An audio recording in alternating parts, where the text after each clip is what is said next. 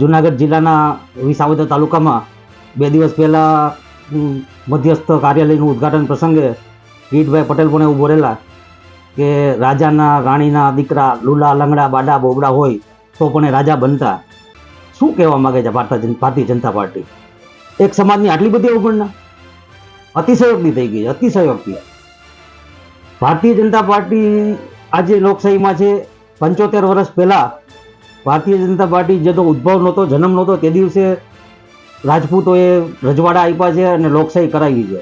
લોકશાહી શું કામ આપી હતી? લોકોને શાસન માટે લોકશાહી આપેલી છે. નેતાઓ આવો બફાટ કરશે?